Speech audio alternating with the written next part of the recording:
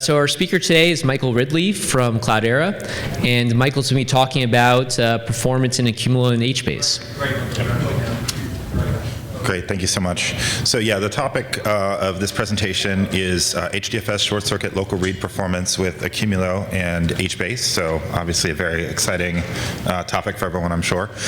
So anyway, as he said, my name is Michael Ridley. I'm a solutions architect with Cloudera. So I work in our professional services organization, consulting primarily on post-sales engagements. And so this work is some work that we did internally at Cloudera. One of our customers was interested in the topic, and so they had us do some preliminary work for them, and then it was sort of interesting to me, and it seemed like maybe something that might be of interest to the wider group. So we spent a little bit of time internally to try to prove out some, get some additional numbers.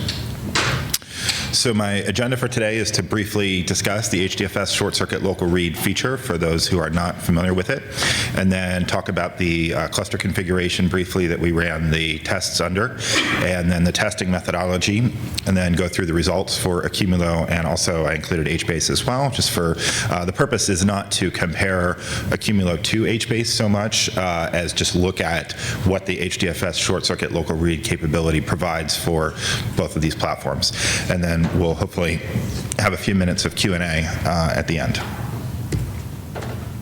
So what are HDFS short-circuit local reads, and why are we here? So typically, hopefully people in the audience are at least somewhat familiar with HDFS, but the model with HDFS is that you have a distributed file system where you have data nodes running on some number of servers that have local disks associated with them. And typically what happens is you have an HDFS client library in your application that could be MapReduce, it could be Accumulo, of course, or HBase or whatever, that needs to read data from HDFS. And the general methodology that it uses is that it goes to the name node to determine the block location for the file that it wants to read, and then it initiates a TCP connection over the network to that data node and reads the data, which is fine, except that in some cases you're hoping for data locality, and so it may be that the data that you're reading is actually local to the data node that you're reading it from, and in that case, so initially there was no a special case made for that. You would just read over a TCP connection to the local server, but a performance improvement optimization that was suggested in the community and subsequently implemented was the idea that, well, if we're reading locally, maybe we can bypass some of that TCP socket overhead and just read the disk locally. So there was an initial implementation, which is not really used anymore, whereby the processes would actually have read access to the data blocks in the data node file system, but that wasn't so good from a security perspective, because then they needed to be readable to the users. All the data blocks needed to be readable to all the users, and so you lost the HDFS permissions capability there. So then a subsequent implementation changed, and now the way it works is that it actually uses a local socket, a local name pipe, and shared memory. So the client application, the client library will talk to the data node. The data node will authenticate the client based on standard, Hadoop, the way it would authenticate any other client. And then if the client is allowed to read the file, it will pass a file descriptor. So the data node will open the actual data block on disk and pass a file descriptor to the client, allowing it to read. So it's secure, but then you still get the benefit of the local read. So this is a feature that has been around for a while. It is enabled, well, it depends, of course, on what distribution you use, but I believe upstream, and certainly in CDH, it's enabled by the data node processes by default, but it is not, it may or may not be, depending on the application, enabled on the application side. And part of the reason for that is that there has been some concern about memory overhead, and I don't really address that in my benchmarking that I've done here, but I think it is something that would be nice to do in future, is to really get more of a handle on that. From talking to HDFS developers, the number that I've heard is around 1 megabyte per block open, but I don't know, until I benchmark it, I don't really believe it. So for Accumulo, I don't believe that it's typically, well, again, it just depends on what your HDFS site.xml config is. So the question was, okay, well, what's the benefit? Does it, how much improvement do we really get from enabling this feature or not enabling this feature? And so that's what I wanted to evaluate. So how did we test? So this is going to talk briefly about our cluster setup and then our testing methodology, and then we'll move on to the results. So for this testing, primarily the benchmarking was done on a 40-node cluster using 36 tablet servers or region servers for HBase. So the same cluster was used for both Accumulo and for HBase. Just, installed Accumulo, did the testing, then installed HBase, did the testing. All the testing was performed on CDH 5.3.3 using the latest Cloudera build of Accumulo 1.6 and the Cloudera build of HBase. So if you want to know exactly what patches are in that, you can certainly go to our website and look at our release notes, and that'll tell you. The tablet servers and the region servers were configured with 4 gigabytes of heap, and the configuration was performed via Cloudera Manager using parcels. And I say that not to advertise Cloudera so much, it's just to give you guys an idea of what the baseline was in case you're interested in trying to reproduce the results. One other thing I should say about methodology and testing is that I believe that the conference is going to post the slides for this sometime soon, but what I haven't done yet, but I would like to do, is post the actual configurations and benchmark scripts. So again, if anybody's interested in reproducing the results, they would be able to do that. So hopefully that'll be forthcoming, probably on GitHub, or I don't know, I need to figure out where to put that, but I do plan to make it available soon. And my expectation also is that we'll probably put a blog up on Cloudera covering some of this. So if you're looking for that, I would expect that we'll probably have something soon.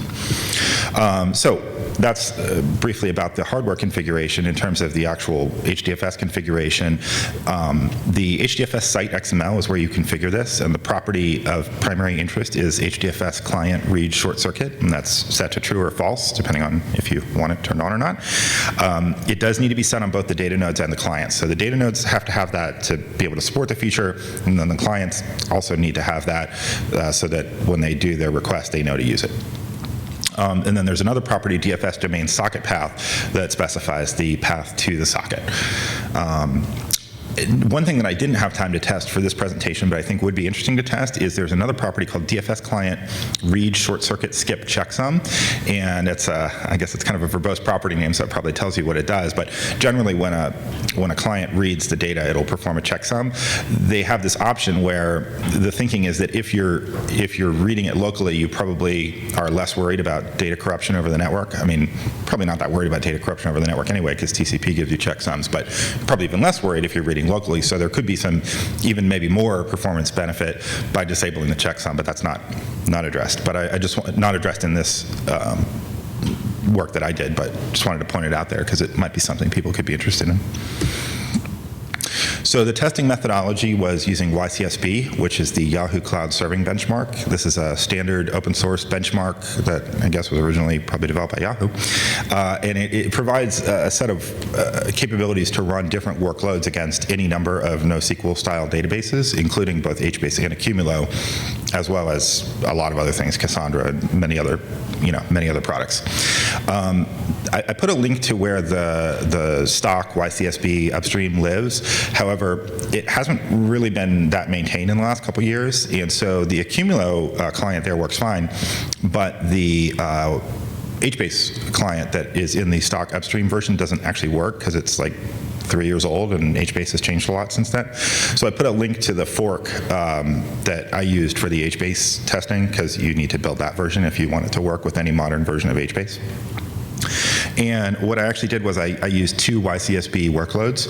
So I have a small workload and a larger workload, because my sense was that this feature, if it gives you any benefit at all, probably would be very workload dependent, right? Because if you think about it, depending on if it's random reads or bulk reads, or if it's large values or small values, that might depend how much performance benefit, if any, you would get.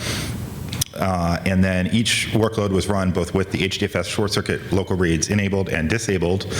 And I also ran it, I may have a slide on this later, but I also ran it with caching enabled and disabled to see how that would play in the mix. And then I actually, just for bonus extra content, I also, in addition to the 40-node cluster, I included a slide on the results of running it under Accumulo on a single node, so a single tablet server, so that you would ensure data locality all the time, and it would take some of the network overhead or network interactions out of the mix completely. So each YCSB workload was run 10 times, just to give, you never know, right? In distributed systems, you could have, I don't know, something happening on the box, some kind of a virtual memory issue or some errant process, or maybe the Yum update ran, who knows, right? So I wanted to run it some number of times to get representative results. And then in the results graphs and charts that I show, I actually dropped the first iteration. The reason that I did that is because in some cases, if I was making changes where I needed to restart the services, the first iteration would actually be a lot slower. And the reason for that is because the JVM just-in-time compilation would happen, and that's not really what we're trying to test right now, so I just dropped that. After the first iteration, it seemed like the JVM was warmed up and there were no just-in-time compilation overhead issues associated. So anyway, so I ran it 10 times, but in the results, you're only going to see the median of 9 results because I threw away the first one just because, again, we're not testing the JVM. And if you're not familiar with YCSB benchmarks, the way that it works is there's 2 phases. There's a load phase and a run phase. So what you do is YCSB has this concept of workloads, and you define what kind of workload you want to run. And so you can give it some information about number of rows, number of entries per row for column.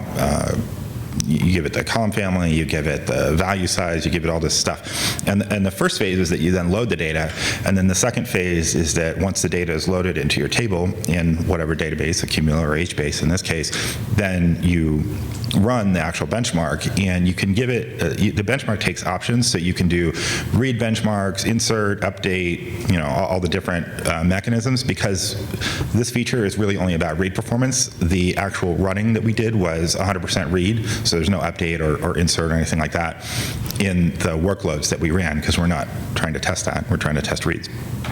And the other thing is we wanted to make sure that we were actually testing disk I/O performance and not memory performance. So after the load phase was completed, we went through and flushed the caches, so the tablet server or the region server caches, and then also the OS disk caches, because again, we didn't want to test the buffer cache or the mem table. We know that's going to be fast. We wanted to test what's the actual disk I/O performance. And this is the slide that I was alluding to earlier. We also tested it with caching enabled and disabled. Normally, under any production workload or development workload, I would think that people would have caching turned on. It's certainly no default. But again, because this is disk I/O, heavy analysis, I thought it would be interesting to disable it, because I thought it would show more truly what the actual impact of the short circuit local reads was. And in the results, we'll find out that that's true. It does it does show more dramatically if caching is turned off, although I don't know how realistic that is from a real world workload perspective. The other thing that I did is I went ahead and pre-split the tables, because I wanted to try to get some distribution. So I used the same splits for Accumulo and HBase, and I just split into 100 splits. And again, I plan to provide the splits file and the benchmark workloads, publicly sometime soon. So I think that's an overview of the methodology, and I wanted to move into the results. So these are the Accumulo results for both a 10-byte workload and a 100-kilobyte workload. That's the value size. When I say the workload, what I mean is the value size in the YCSB workload. And so you can see without caching for the 10-byte workload, it's pretty dramatic. And then with caching, it's somewhat less dramatic. And that makes sense, right? Because these are random reads. So what the workload does is it does random reads throughout the data set that it's loaded. And so, as you would expect, for small reads, the short circuit local read actually gives you the most significant performance. And then for the 100 kilobyte workload, it's a little bit less dramatic. And I think one of the things that's kind of interesting to me there is that the caching, it seems to have a more significant impact. My sense is that is probably makes sense, right? Because what am I trying to say? Once it's in the cache, then you're going to get more significant performance improvement. So then I also have a chart here, or a table that shows the results. This is really not so much for people to read. Obviously, it's a little bit hard to read presented up there. It's more just for reference, and it shows the same information as the bar graphs. So here are the results on a single node. And again, this is with a 10 byte and 100 kilobyte workload. And again, you see that with caching probably makes the most difference. And then without caching, not. So I was kind of curious why that would be. And my sense is that probably it's because this workload is so small that it just fits right in the cache. And so as soon as it reads something in, then everything else is probably just coming from memory and not coming from disk. So that's why you don't see, the improvement versus what you do for the other workload. And again, here are the other results. And then here are the HBase results, which were not as dramatic for the 10 byte workload. I don't really have any suspicion about why that might be. It's just probably some implementation detail. And then for the 100 kilobyte workload, you really see a significant difference. And I think, that makes a certain amount of sense because, again, you're not caching anything locally. So, everything that you're doing is disk I/O.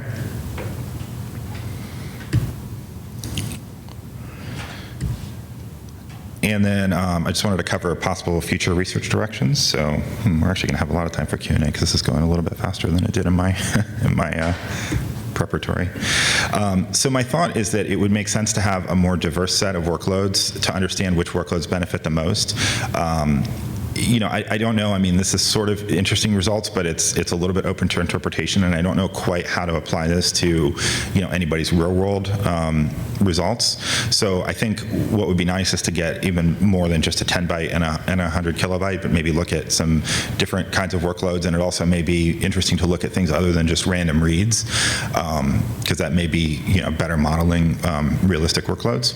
And then the other thing that I really think would be good to do is to do some memory profiling during the benchmarking to understand HDFS client memory overhead. Again, what I've heard is that it's about 1 megabyte per open block, but again, I don't really necessarily believe that until I actually see the results in practice. So at this point, I will open it up for Q&A, and I think we definitely have time for that. So I don't know if anybody has any questions around the methodology or the results.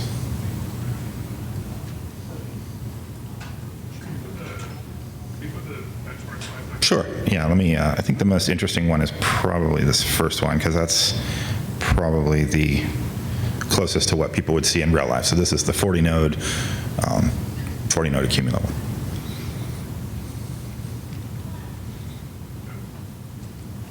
Okay. So there's caches, and then there's caches, and then there's caches. Yes. Right. So you're doing the exact same read test 10 times. Mm-hmm. You've dealt with the OS level cache and things higher up, depending on how you think about it. Right. But there's also hardware level caches. True. And so, it's very hard to be able to turn those things off unless you're in the operating system itself. Right. I assume you did not. No, I didn't do anything with the chip level cache. Like the L2, L3 cache. No, I didn't address that. So. My hypothesis would be that the first time you did this, it would take a certain amount of time, and then subsequent amount of times, there'd be a certain portion of data that would be in the row caches that the hardware supports.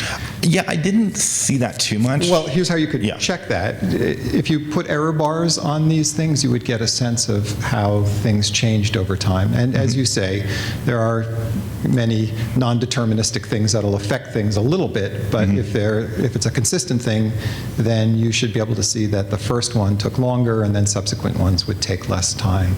Yeah, I can tell you so I don't have it in the presentation, but just when I was looking at so these results are the median of those 10, or the really 9 iterations, right? That's what's being graphed is the median values. Median? Yeah, of those Not 9. mean? Not the mean, no, the median.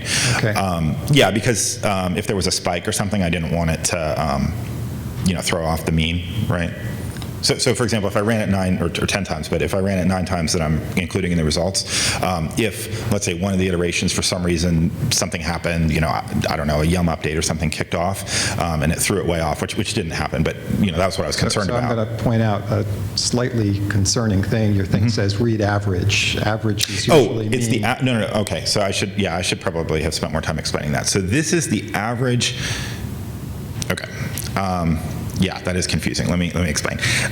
So this is the read average that you get from the YCSB benchmark, which is, so when you run the YCSB benchmark workload, it does some number of read operations, right, that you specify, and then it gives you the average latency. So that is an iteration, right, and so it runs, some, like I had it, I think it's set to 100,000 read operations that it would run, and then it gives you the average latency of those 100,000. So that's the measurement, right? And then I have So it's 9. the median of the average. Right, it's the median of the average results. Yeah, exactly right. And so in the raw data, which I don't have in the presentation, but in those 10 outputs, the means at least were not too far apart. So I don't think that the chip level cache was having too much of an impact here, but it is certainly something that could be another future research opportunity. Thanks. Yeah, thank you for the question. Yeah, so the question was whether or not my expectation would be that if we increase the data set size even larger to megabyte rows or 10 megabyte rows, whether that would, even decrease the performance gain. I think intuitively that's probably true. I actually wanted to do that, and initially when I was running this, I tried doing some 1 megabyte and some 10 megabyte rows, and unfortunately Accumulo was not being very cooperative with those row sizes, and so it's just taking too long. And then, I think with the 1 megabyte it took a really long time, and with the 10 megabyte it fell over. So. And I don't want to blame Accumulo on that. Maybe I had something configured wrong. One thing that I also should say is that I didn't really do any, aside from the playing around with the table caches, I didn't really do any tuning, because I was really trying to show just a representative example of this parameter versus trying to tune the tables. But in terms of trying to get it to work with larger row sizes, I think maybe if I had done some tuning, I maybe could have gotten it to work. But yeah, I do think that could be true. I think it's hard to know. Again, it's sometimes it's fine to do benchmarks, but then interpreting them is a whole other thing, right? And that could lead to a lot more work. So, one of my senses is that it could be that when you do a read, right, whether you're doing it over the network or whether you're doing a short circuit local read, the OS, once you do the read off disk, is going to cache that, right, in the block cache for the OS. And so, some of the results that you might think would be more dramatic maybe aren't, because, it's getting cached anyway despite your best efforts. So it's hard to know. You would really have to do a lot of work, I think, to really characterize exactly what the real benefit is. But I kind of think that it's a little bit diminishing returns, because in the real world, right, if I'm developing an application or if I'm deploying a production cluster, maybe I don't care that much, right? I just want to know, okay, I have some application, and should I turn this property on or off, right? I know there's some memory overhead, and maybe that matters to me, and so maybe I don't want to turn it on if I don't have to, if I'm memory bound for some other reason. So how much performance benefit can I really gain? I think that's the real world question that people would ask. And so, I guess it's intellectually and academically interesting to go down the rabbit hole to try to figure out, why don't we see some of the benefits that we think we would. But in terms of sort of real world operations, I don't know how much it matters. Right, yeah, so the point was that for larger workloads or also for like batch scanning. And I do think that it is absolutely true that you're going to get more benefit where you're doing arbitrary, random access, right? Because for a batch scan, it is going to get cached by the OS, and you're probably not going to see the benefits. So this really, I think, is a feature that's going to give you the most benefit if you're doing random access scans. Right, so the question was whether in HDFS short circuit local reads, if the DFS client still has to talk to the name node to find the data block locations, and the answer is yes, it does. So it would talk to the name node, get the blocks for the file, and then it would be the actual DFS reads that would be short circuited. Yeah. So that's actually a good point too, because depending on how many files, right? So typically, and again, it gets kind of hard to model this, but if you think about like an Accumulo disk file or an HBase file, depending on how many of those files a region server or a tablet server would have to be accessing. So if you have a relatively small number of files and those block locations are probably going to be cached anyway by the tablet server in the DFS client, cache, because it'll cache the results from the name node, right? The DFS client will. If it's cached, then I think that's negligible. If you had a different kind of application where you were doing, arbitrary reads from n number of HDFS files all over the place, that's probably something where you would have more overhead from the name node. So I don't think for a big table implementation, I don't think it's too bad, because I don't think that the region server or the tablet server is going to have a huge number of files that aren't cached. But for other applications, it might matter. The question was, did I compare Accumulo to HBase performance? So not too much. I will say that HBase was faster. There was actually a talk that a colleague of mine, Mike Drobe, did last year talking about actually Accumulo versus HBase YCSB performance. So I would refer you there if you're interested. I didn't really spend any time thinking about it because that wasn't the thrust of this. But yeah, I did find that HBase was faster, and I thought, oh no, because I'm presenting at the Accumulo Summit, and we love Accumulo, so am I doing something wrong? And I talked to a colleague about it, and he said, yeah, you might look at Mike's talk from last year, and I looked from Mike's talk from last year, and he said, yeah, HBase is faster in YCSB. So, but yeah, I don't have any metrics on it because that wasn't what I was looking at.